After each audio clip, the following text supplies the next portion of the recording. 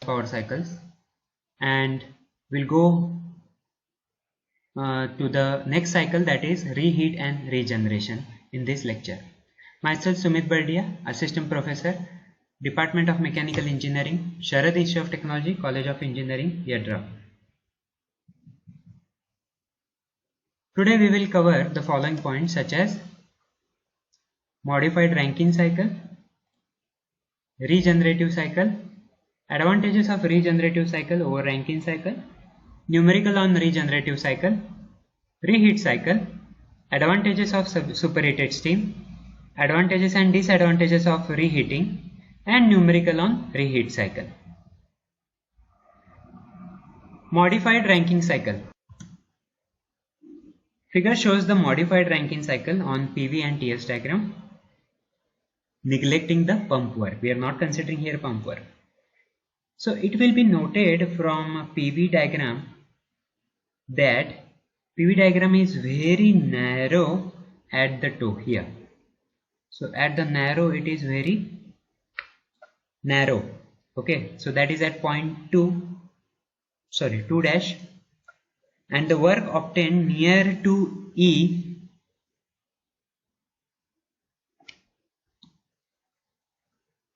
near to 2 dash is very small. In fact, this work is too inadequate to overcome friction that is due to the reciprocating parts. Therefore, the adiabatic is terminated at 2 dash. The pressure drop decreases suddenly while the volume remains constant. This operation is represented by 2 to 3 line. The pressure drop, or by this doing, the stroke length is reduced. In other words, the cylinder dimension reduced, but the expense of small loss of work. With the expense of small loss of work, that is area 2, 3, 2 dash, which is negligibly smaller. So if we neglecting this work done here in this toe, we can easily reduce the dimension of cylinder. That will expense for that small loss of work. Now work done during the modified Rankine cycle can be calculated in such a way that, like, let P1, V1 and U1 and H1 are corresponding to initial condition at steam 1 at point this, the initial conditions of the parameters. Similarly for P2, V2, U2 and H2 corresponding to the condition of steam at point 2. At point 2 these properties are there. So P3, H3 correspond to condition of steam at 3. P3 and H3.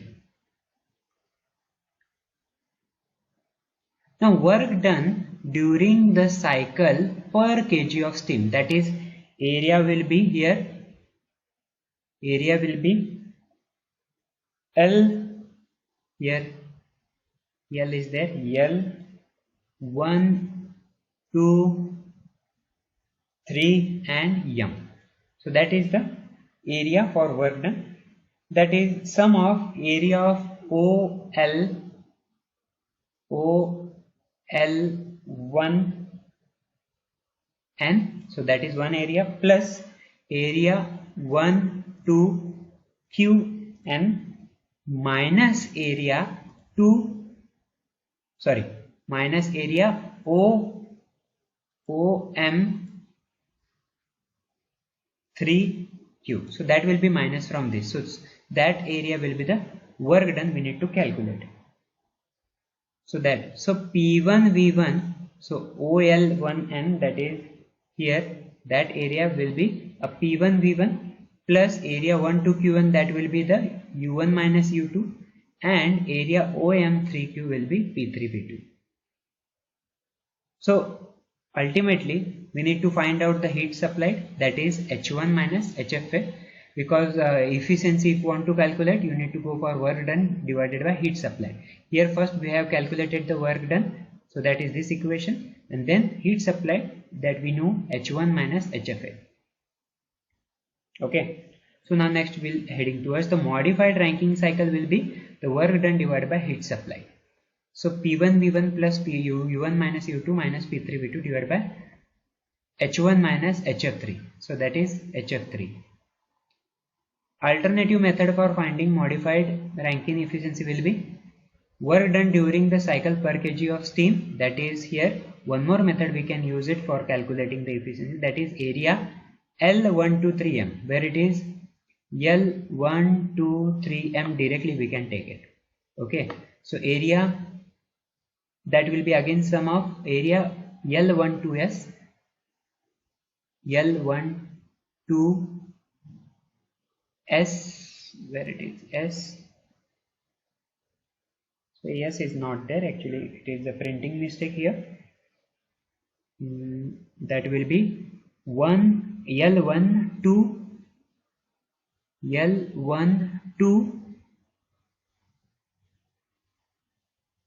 3m. So that will be total is there, and that is sum of area L1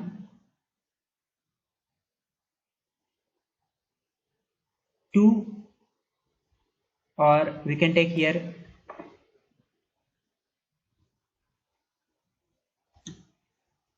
okay, here actually printing mistake is there, here S is there, here I'll write S. So equation becomes here, so area L12s, area L12s, so that will be one area plus S23m, so that will be the second area, S23m. Okay, so here L12s, that is H1 minus H2, here enthalpy difference we are taking, plus P2 minus P3 V2. So for area this is this. So heat supplied is will be remain same, that is H1 minus HF3. So modified Rankine efficiency will be work done divided by heat supply. So we are getting here H1 minus H2 plus P2 minus P3 V2 divided by H1 minus HF3. So these two methods we can utilize to calculate the modified Rankine efficiency. Then the next important cycle, that is regenerative cycle.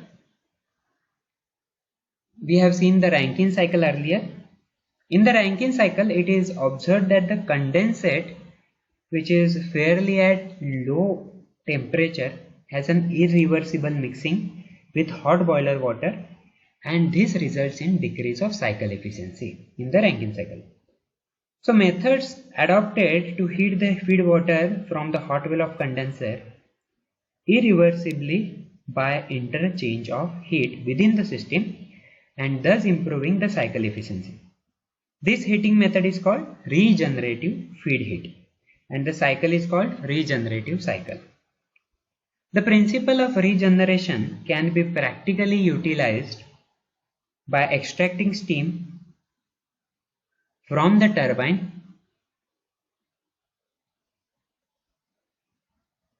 at several locations and supplying it to the regenerative heaters. The resulting cycle is known as regenerative or bleeding cycle. We are bleeding the steam from the turbine. The heating arrangement comprises of, for medium capacity turbines, not more than 3 heaters. For high pressure high capacity turbines, not more than 5 to 7 heaters. And for turbines of supercritical parameters, 8 to 9 heaters we are using it. The most advantageous condensate heating temperature is selected depending on the turbine throttle conditions, and this determines the number of heaters to be used. The final condensate heating temperature is kept 50 to 60 degrees Celsius below the boiler saturated steam temperature so as to prevent evaporation of water in the feed mains following a drop in the boiler drum pressure. The conditions of steam blade for each heater are also selected that the temperature of saturated steam will be 4 to 10 degrees Celsius higher than the final condensate temperature. So that we need to achieve. Now here the figure shows the diagrammatic layout of the condensing steam power plant, in which a surface condenser is used to condense all the steam that is not extracted for the feed water heating. The turbine is double extracting and the boiler is equipped with superheater. The cycle diagram, TS diagram is shown in this figure. This arrangement constitutes a regenerative cycle. Now here 1, 2 are both are bleeding. We are bleeding steam from the turbine and we are taking into the regenerative heater, that is here HP heater and LP heater. So that will heat up the condensate water coming out from the condenser up to the temperature up to 50 to 60 degrees Celsius. Okay, so that is regenerative. Now we'll take the M1 is nothing but kg of high pressure steam. M1 is kg of high pressure steam here. M2 is kg of low pressure steam extracted per kg of steam flow. So what will be the 1 minus M1 minus M2? That will be kg of steam entering the condenser per kg of steam flow. Okay, so here it is 1 minus M1 minus M2, that will be coming out in the condenser. Okay, now we need to go for energy balance here. Energy balance here H for HP heater. So M1 H1 minus HF6. Here we can see the TS diagram here. The process after here it is a turbine expansion. From that the steam is extracted for regenerative or to heat up the condensate water. From here the condenser processing is there, that is 1 minus M1 minus M2 amount of kg of steam entering into the condenser per kg of steam flow. So M1 here is nothing but H1 minus HF6. So enthalpy difference we need to consider. M1 multiplied by H1 minus HF6 equal to 1 minus M1 here 1 minus M1 HF6 minus HF5. Here this is HF6 minus HF5, that is M1 1 minus M1 here. So the equation becomes M1 H1 minus HF6 plus HF6 minus, by simplifying this above equation we are getting M1 as HF6 minus HF5 divided by H1 minus HF5. Okay, then we are heading towards the LP heater energy balance. So M2 H2 minus HF5, M2 H2 minus HF5 equal to 1 minus M1 minus M2 here multiply by HF5 minus HF3, HF5 minus HF3. So that will be we are taking for LP heater. So by simplifying the equation we are getting M2 equal to 1 minus M1 HF5 minus HF3 divided by H2 minus HF3. Okay, so that will be M2. Now all enthalpies we have calculated, therefore M1 and M2 we can find out easily. The maximum temperature to which the water can be heated is dictated by the blade of steam. The condensate from blade steam is added to the feed water. Now by neglecting the pump work, what will be the heat supplied externally in the cycle? That will be H0 minus HF6. H0 minus HF6. Okay. Isentropic work done will be M1 multiplied by H0 minus H1 plus M2 H0 minus H2 plus 1 minus M1 minus M2 H0 minus H3. That will be work done, isentropic. So thermal efficiency we can calculate of regenerative cycle will be work done divided by heat supplied. So that whole term divided by H0 minus H6 will be the work done by the turbine, efficiency of the regenerative cycle. Okay. Now what are the advantages and disadvantages of regenerative cycle over Rankine cycle? Now first one, that is heating process in the boiler tends to become reversible. Okay, and second, the thermal stresses set up in the boiler are minimized. This is due to the fact that the temperature ranges in the boiler are reduced. So thermal stresses set up. Thermal efficiency is improved because average temperature of heat addition to the cycle is increased. Heat rate is reduced. The blade height is less due to reduced amount of steam passed through the low pressure stages.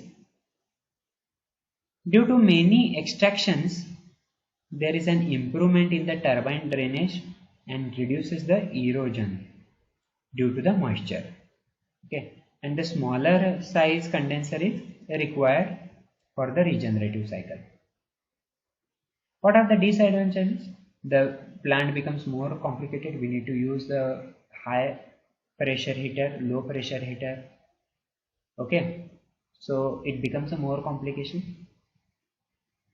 Because of addition of heaters, greater maintenance is required. For a given capacity, large capacity boiler is required. Heaters are costly and gain in thermal efficiency is not much as in comparison to the higher cost.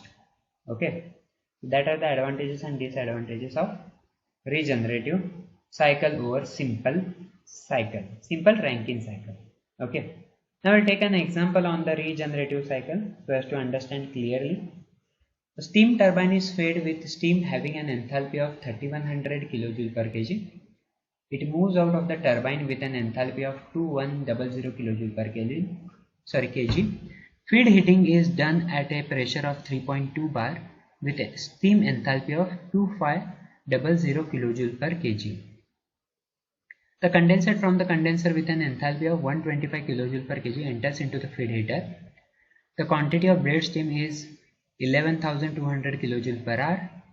Find the power required by the turbine. Assume that the water leaving the feed heater is saturated liquid at 3.2 bar and the heater of direct mixing type.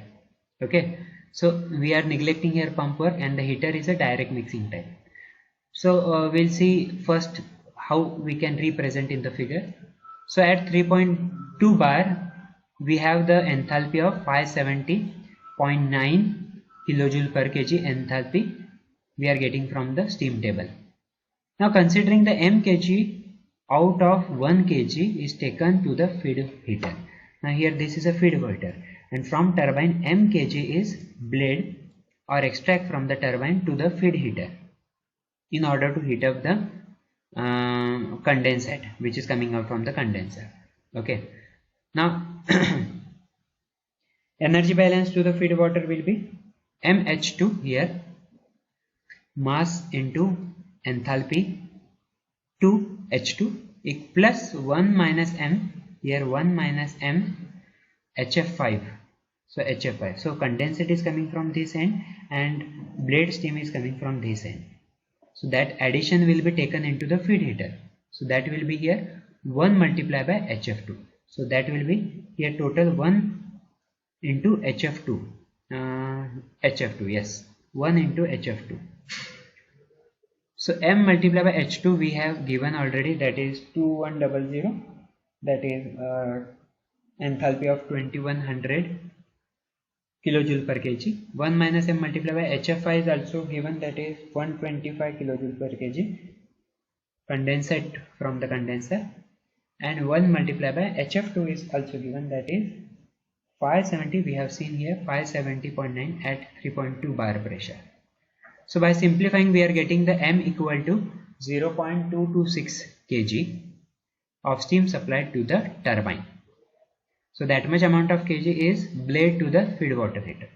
Now steam supplied to the turbine per hour will be 11,200 quantity of blade steam, kg per hour is that, divided by 0.226, that will be 49,557.5 kg per hour. Now net work developed, we know the equation H1 minus H2 plus 1 minus m H2 minus H3. By simplifying we are getting net work output developed, that is 909.6 kJ per kg.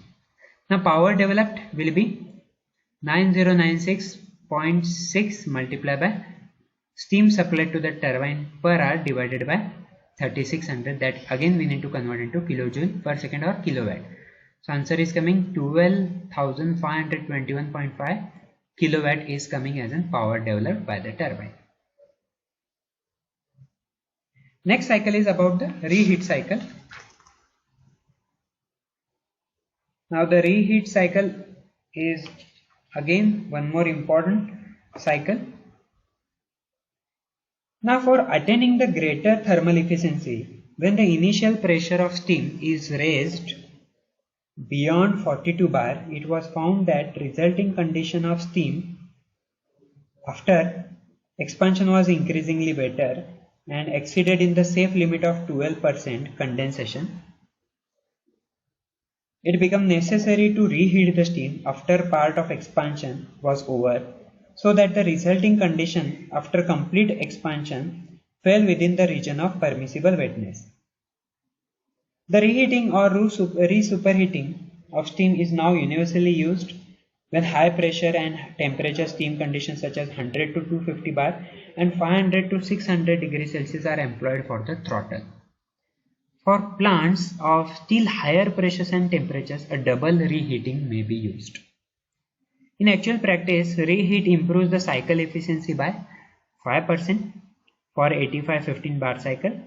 A second reheat will give a much less gain, while the initial cost involved would be so high as to prohibit use of two-stage reheat except in the case of very high initial throttle conditions.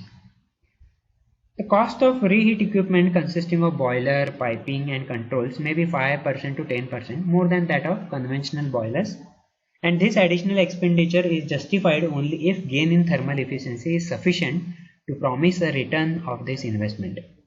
Usually a plant with base load capacity of 50,000 kW and initial steam pressure of 42 bar would economically justify the extra cost of reheating.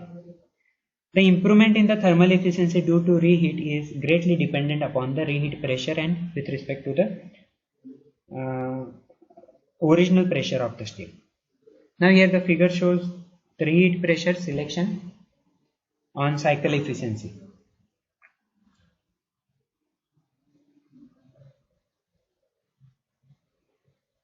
Now here this figure shows a schematic diagram of theoretical single stage reheat cycle corresponding to presentation of ideal reheating on TS and HS diagram. Now if we see the figure, the formation of steam in the boiler, here in the boiler, the steam as at state point 1 here enters the turbine and expands isentropically to a certain pressure P2 and temperature T2. Here it is shown P1 to P1 to P2 temperature. Here the expansion is taking place here. From that state point 2, the whole of steam is drawn out of the turbine here and reheated in the reheater to a temperature T3. Here see the temperature, here this is a reheating temperature T3. Okay, so although there is an optimum pressure at which the steam should be removed for reheating, if the highest return is to be obtained for simplicity, and after there undergoing a 10% pressure drop in circulating through the heater, it is returned to the intermediate pressure or low pressure turbine. Here from the heater it is coming back to the turbine again, low pressure. This reheated steam is again readmitted in the turbine where it is expanded to the condenser pressure isentropically. So that is the advantage of reheating. Okay, we can call as a superheating also. So here it is shown here 2 to 3 is nothing but 2 to 3 is reheating. Okay, you can use the reheater, depends upon the capacity of the plant. Now reheat cycle, so in order to calculate the thermal efficiency, we'll have the heat supplied and heat rejected here. Heat supplied means H1 minus HF4 plus here H1 minus HF4.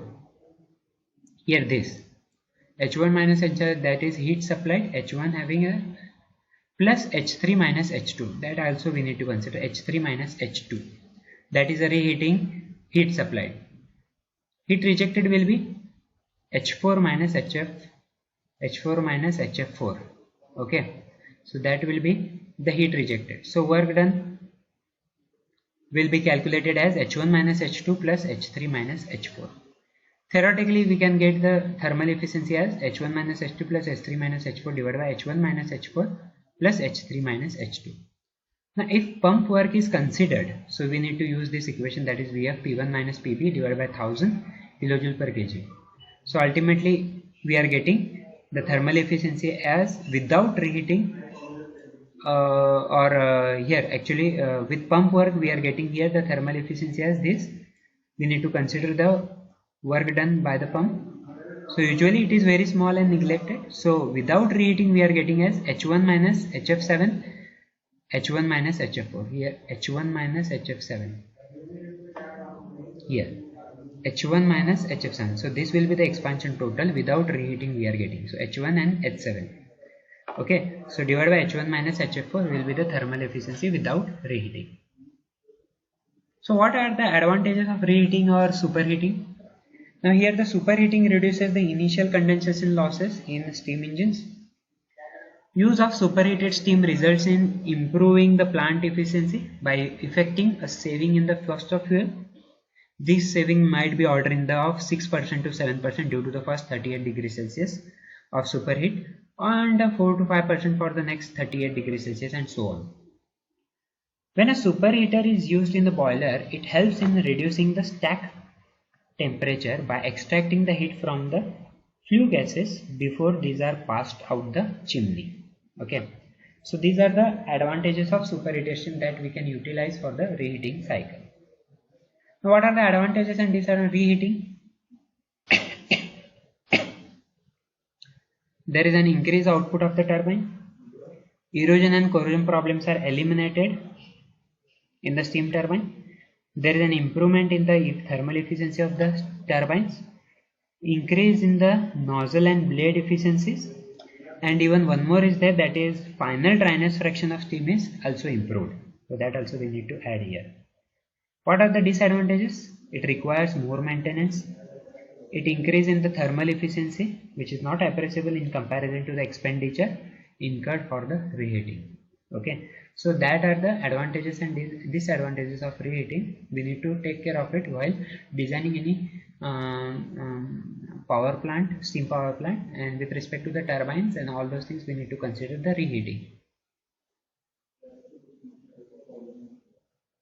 So there is an example on the reheat cycle. The steam at a pressure of 15 bar and 250 degrees Celsius is expanded through a turbine at first to a pressure of 4 bar. It is then reheated at a constant pressure to an initial temperature of 250 degrees Celsius and is finally expanded to a 0.1 bar. So using Mollier chart, estimate the work done per kg of steam flowing through the turbine and amount of heat supplied during the process of reheat. Compare the work output when the expansion is direct from 15 bar to 0.1 bar without any reheat. Assume all expansion process to be isentropic. So here the HS diagram is plotted here with respect to the available data. Steam at 15 bar and 250 degrees Celsius. Here the superheat line, that is 250 degrees Celsius, expanded to a pressure of 4 bar. Here the 4 bar is there.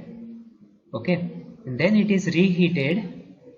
Reheating, here it is reheating to initial temperature of 250 degrees Celsius and finally expanded to the 0.1 bar. Okay, so what we need to compare the output. So P1 will be 15 bar, P2 4 bar, P4 is 0.4 bar, 0.1 bar. Here it is P4. Now work done per kg of steam will be W, total heat drop. How much heat drop will be there, that we need to calculate here.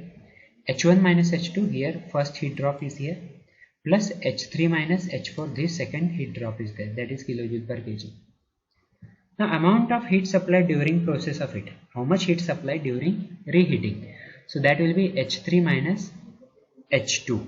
H3 minus H2, that is the reheating enthalpy difference, heat supplied. So from Mollier diagram we can calculate the all enthalpies with respect to the data available.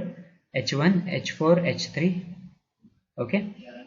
Now here the 2H4 is there, that is, so HF4 here it is shown as 1 to H4 and this is 3 to 4, that is 2H4 is there.